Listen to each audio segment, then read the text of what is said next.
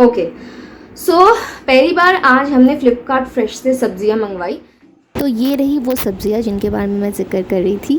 Watermelon मंगवाया था हमने, लेकिन ओके ओके था, बहुत ज़्यादा मीठा नहीं था। एंड भिंडी लेकिन काफ़ी गाइस अच्छी थी, ताज़ी थी और खाने में भी काफ़ी अच्छी थी और अच्छी भिंडी थी, I can say it was good. लेकिन लौकी हमें नहीं बहुत ज़्यादा अच्छी नहीं मिली, ओके ओके थी, ये भी बहुत पुरानी नहीं थी पर बहुत फ्रेश भी नहीं थी। सबसे सही तो हमें एप्पल मिल गए, एप्पल बहुत ज़्यादा अच्छे थे, टेस्टी थे, रोटन नहीं थे। तो आप भी चेकआउट कर सकते हो, एक बार देख लो अगर आपको सही लगे तो। Good morning guys. सो बीच में मैंने व्लॉग को छोड़ दिया था, मेरी तबीयत कुछ पॉजिटिव से फील नहीं हो रही थी। आज तो सुबह सुबह उठ गई हूँ क्योंकि आज डॉक्टर का चेकअप है और इस वजह से मैंने सोचा चलो आज का व्लॉग कंटिन्यू कर लेती हूँ। अभी बज रहे सुबह के 8 and I am getting ready. इसी वक्त जनरली हमें डॉक्टर के पास जाना होता है, इसी टाइम का ऑलमोस्ट अपॉइंटमेंट होता है। बहुत ज़्यादा रश तो नहीं होता, लेकिन हाँ थोड़ा सा वेट करना पड़ता है। तो बहुत कंफर्टेबल एक ड्रेस पहन ली है मैंने एंड आज मेरे साथ मम्मी जा रही है क्योंकि शुभदीप है नहीं यहाँ पे, कल वापस आएंगे। सो आज जा रही हूँ डॉक्टर के पास। कुछ चीज़ें हैं, कॉम्प्लिकेशंस नहीं, थोड़ी जो एक दो चीज़ें हैं वो मैं डॉक्टर को बताऊंगी। लेट्स सी वो क्या कहते हैं। और जो कॉम्प्लिकेशन की वजह से, अगर आप लोगों ने मेरा लास्ट व्लॉग देखा है तो जिसकी वजह से मुझे 2 इंजेक्शन लगे थे बैक टू बैक, वो भी डॉक्टर से आज पूछूंगी कि उसका क्या हुआ। एंड लास्ट डे जाकर 1 हफ़्ता पहले मैंने अपना ब्लड सैंपल जमा किया था, वो भी डॉक्टर से पूछूंगी कि उसका क्या रिज़ल्ट आया। सो ये सारी चीज़ें आज पता चलने वाली हैं। हमारे यहाँ पे भी विसर्जन वगैरह सब कुछ हो चुका है एंड आज 16th है और 3 दिन बाद जो है मेरी गोद भराई की रस्म है और संडे को जो है फंक्शन है घर में छोटा सा। सो मैं फटाफट रेडी हो जाती हूँ क्योंकि जाने में भी हमें आधा घंटा टाइम लगेगा।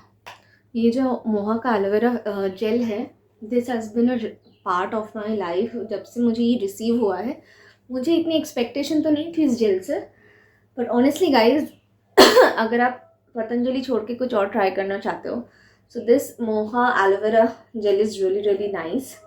एंड रिसेंटली मैंने उनके कुछ और भी प्रोडक्ट्स मंगवाए हैं, उनके फुट क्रीम, नेल क्रीम और उनका एक हर्बल स्क्रब मुझे बहुत अच्छा लगा। मैंने चरक फार्मा करके एक ब्रांड का मेडिसिन रेंज रिव्यू किया था आप लोगों के साथ।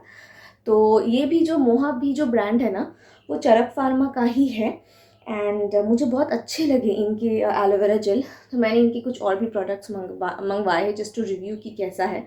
सबसे ज़्यादा तो मैं एक्साइटेड हूँ उनके हर्बल स्क्रब को लेकर। अब मुझे मेरा सनस्क्रीन नहीं मिल रहा, ओ माय गॉड।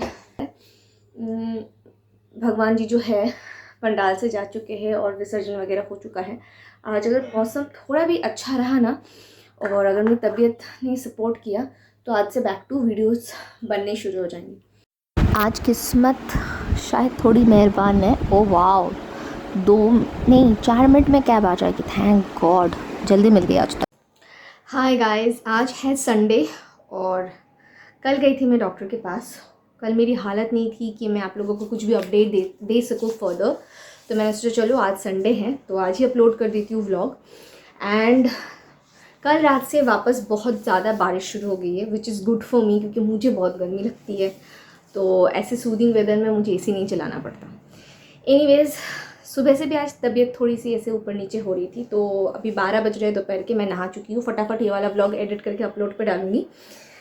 सो कल हॉस्पिटल का अपडेट ये था, कल ऐसा कुछ मुझे डॉक्टर ने ऐसा कुछ बताया नहीं।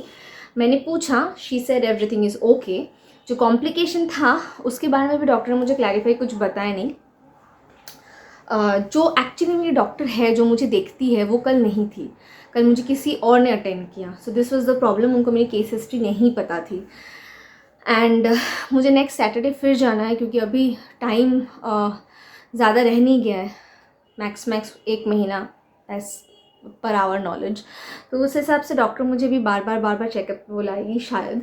तो मुझे नेक्स्ट सैटरडे फिर से जाना है एंड उस दिन मैं जाके पूछूंगी what is the expected delivery date. वैसे तो उन्होंने 25 नवंबर का मुझे बोला हुआ था, शुरू से ही मुझे ये बोला गया था। सो दीज आर द, इस पूरे पैकेट में सारे के सारे मेरे रिपोर्ट्स हैं, बहुत सारे टेस्ट, ब्लड टेस्ट और ये सारे बिल्स हैं, ये सारे मेरे रिपोर्ट्स हैं, इतने सारे। मेरी फ़िज़िकल कंडीशन की वजह से मैं सुकून से आप लोगों के साथ बैठकर जो है सीरीज़ कर नहीं पा रही हूँ। आई एम, वैसे तो मुझे ऐसा होता नहीं है, बट फ़िज़िकली मैं एनर्जी बिल्कुल भी मुझे फ़ील नहीं हो रही है कि मैं बैठकर वीडियोस बनाऊं। इसलिए बीच में 2-3 दिन का गैप हो गया वीडियोस आने में। बहुत कुछ चीज़ें लाइंड अप है। ये मेरे लास्ट यूएसजी का रिपोर्ट है, 2 तारीख, इसी महीने की 2 तारीख को हुआ था। मुझे किसी ने मैसेज करके पूछा था कि प्रेगनेंसी में कितने सारे अल्ट्रासाउंड्स करवाने होते हैं। सो गाइज़, इसमें ना कोई फ़िक्स नंबर नहीं है। अल्ट्रासाउंड एक ऐसा टेस्ट है जो शुरू से लेकर बिल्कुल डिलीवरी के पहले तक आपको करवाते रहना है। और कुछ केसेस में तो पेशेंट्स को डिलीवरी के बाद भी अगर किसी को कुछ प्रॉब्लम है तो शायद डॉक्टर फिर से प्रेस्क्राइब करते हैं। अल्ट्रासाउंड से ही पता चलता है कि बेबी कहाँ है, बेबी ठीक है या नहीं, बेबी की हार्ट बीट आई है या नहीं, बेबी किस पोस्चर पे है, बेबी के हाथ पैर सब कुछ सही है या नहीं, बेबी की रीढ़ की हड्डी आई है या नहीं। तो ये A to Z हर एक चीज़ जो है वो अल्ट्रासाउंड से ही पता चलता है। अल्ट्रासाउंड के रिपोर्ट में बहुत इस तरह का कुछ दिखता है, अलग अलग जगह पे अलग अलग होता है वैसे। और ये रिटन रिपोर्ट है, ये देखकर आप बहुत सी चीज़ें अंडरस्टैंड भी कर सकते हो। और इस तरह पीछे जो है इसका प्लेट अटैच होता है एंड बहुत सी चीज़ें यहाँ पे मेंशन होती हैं, जैसे कि आपका जो आपका सिंगल बेबी है या ट्विन बेबी है, आपका जो एमनियोटिक फ्लूइड है वो एडिक्वेट है इनएडिक्वेट है, जैसे कि वो सही मात्रा में है आपकी बॉडी में कि आपका एमनियोटिक फ्लूइड कम है, वो पता चलता है। उसके बाद पता चलता है कि आपका जो प्लेसेंटा है, मतलब आपकी जो ओवरी है, उसका मुंह खुला है या कितना खुला। इसमें 4 स्टेजेस होते हैं, एकदम बिगिनिंग में ग्रेड 1, फिर ग्रेड 2, फिर ग्रेड 3, फिर ग्रेड 4। उससे डॉक्टर डिसाइड करते हैं कि आपकी नॉर्मल डिलीवरी होगी या सिजेरियन सी सेक्शन ही करना पड़ेगा। उसके बाद एक बहुत इंपॉर्टेंट चीज़ यहाँ पे बच्चे का फीटल हार्ट बीट जो है, ठीक है, वो यहाँ पे लिखा होता है। ठीक है, उसकी कार्डियक एक्टिविटी, उसका दिल सही तरीके से धड़क रहा है या नहीं, वो सेकंड पर सेकंड, ये एक्चुअली BPM में होता है।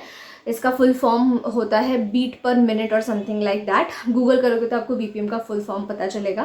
तो ये सारी चीज़ें लिखी होती हैं एंड फिर और भी बहुत सारी चीज़ें लिखी होती है कि USG के हिसाब से बेबी का ग्रोथ कितने हफ्तों का है। हो सकता है कि आपका 34 वीक्स चल रहा है लेकिन आपके बेबी का ग्रोथ जो है वो 31 या 32 वीक्स तक ही हुआ है अभी तक। तो इन दैट केस आपको थोड़ा वेट करना पड़ सकता है, जो शायद मेरे केस में भी हो सकता है।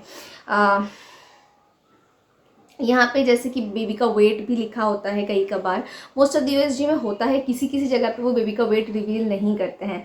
इस तरह से बहुत सारी चीज़ें होती है जो लिखी होती है USG के रिपोर्ट में। तो USG is something which is very important और USG से ही हर एक चीज़ का पता चलता है।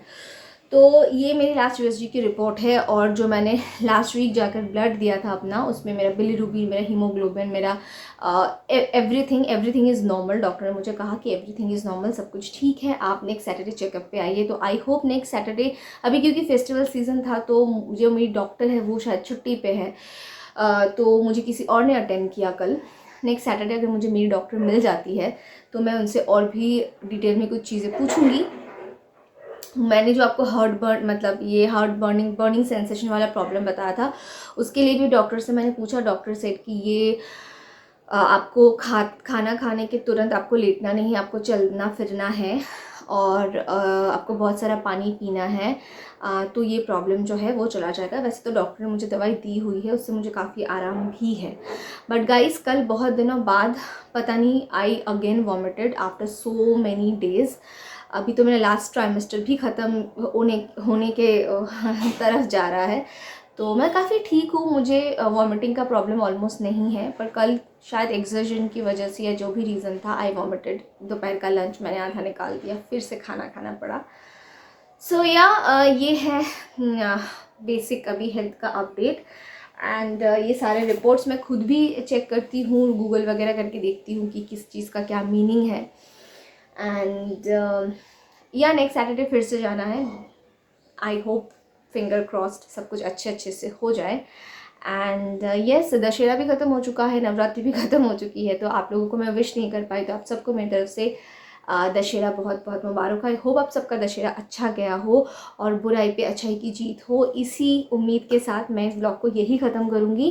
एंड या I am gonna see you super soon in my next blog.